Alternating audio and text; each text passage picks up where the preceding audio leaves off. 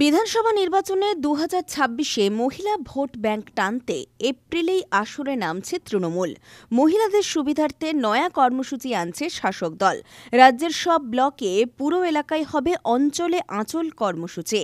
আগামী 1 এপ্রিল থেকে শুরু হয়েছে অঞ্চলে আঁচল। আজকে আমাদের ব্লকের হরিপুর অঞ্চলে আঁচল কর্মসূচি হলো। আজকে 1 এপ্রিল থেকে 15 মে পর্যন্ত আমাদের পশ্চিমবঙ্গের যতগুলো অঞ্চল রয়েছে প্রতিটা অঞ্চলে কিন্তু রাজ্য তৃণমূল মহিলা কংগ্রেস সভানেত্রী চন্দ্রিমা ভট্টাচার্যের নির্দেশে প্রতিটা অঞ্চলে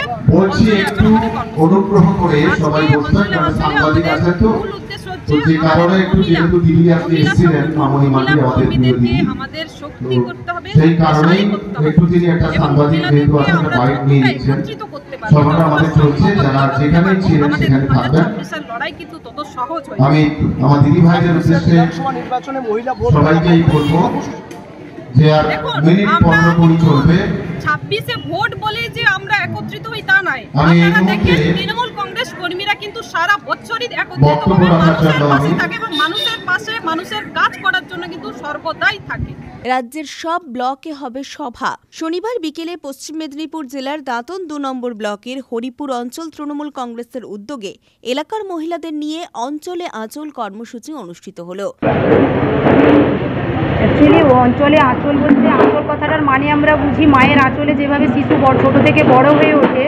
আমরা আজকে কিন্তু দেখেছি মাননীয় মুখ্যমন্ত্রী মমতা বন্দ্যোপাধ্যায়ের আঁচলের তলায় কিন্তু থেকে আমরা মহিলারা একদম ছোট থেকে বড় হয়ে ওঠা এবং নিচুতলা থেকে বা সম্মানের জায়গাটা যে পেয়েছি আমরা একদম পুরে ঘর থেকে বেরিয়ে আজকে আমরা যে প্রত্যেকটা আঙিনায় আমরা মহিলারা পৌঁছতে পেরেছি, সেই জন্য ওনাকে অসংখ্য ধন্যবাদ এবং এই কর্মসূচি আমাদের সাফল্যমণ্ডিত হয়েছে। তৃণমূল নেতৃত্বরা এদিন মহিলারা নিজেদের অভাব অভিযোগের কথা জানান। খুব সুন্দর প্রোগ্রাম হয়েছে, আমি ধন্যবাদ জানাই ব্লকের মহিলা নেত্রী এবং এই অঞ্চলের জেলা পরিষদের সদস্য ওনাকে ধন্যবাদ জানাবো। খুব সুন্দর অনুষ্ঠান, প্রচুর মহিলা হয়েছিল। এত গরমে এত রোদে তারপরে ফ্যান নেই, তারপরে বসে আছে। এটা ওকে ধন্যবাদ যেমন তেমনি মমতা বন্দ্যোপাধ্যায়কে ধন্যবাদ জানাবো, মহিলাদেরকে এত ভালো করে দেখছে। 26-এর বিধানসভা নির্বাচনে মহিলা ভোটকে লক্ষ্য করে আরে 26-এর বিধানসভা ভোটের মহিলা 100% ভোট মমতা বন্দ্যোপাধ্যায় পক্ষে। দলের মহিলা নেতৃত্বরা বাড়ি বাড়ি গিয়ে সরাসরি কথা বলেন। সরকারের বিভিন্ন উন্নয়নমূলক প্রকল্পগুলিও তুলে ধরা হয় এই দিন। দেখুন, বাংলায় মমতা বন্দ্যোপাধ্যায় সরকার ক্ষমতায় আসার পরে আমরা 13 সাল থেকেই দেখেছি বাংলার মায়েরা বোনেরা দিদির উপরেই আস্থাশীল, তৃণমূল কংগ্রেসের উপরে আস্থাশীল। তার কারণ হচ্ছে যে দিদি ক্ষমতায় আসার পরে নারী শিক্ষা, নারী ক্ষমতায়ন, নারীদের অধিকার, তাদের স্বাধীনতা, তাদের স্বনির্ভরতা নিয়ে দিদি বিভিন্ন সময় যা যা পরিকল্পনা নিয়েছেন তাতে কিন্তু বাংলার মা বোনেরা, বাংলার দিদিভাইরা দিদির উপরে আস্থাশীল আছে এবং আগামী 26 সালেও দিদির উপরে আস্থাশীল থাকবে।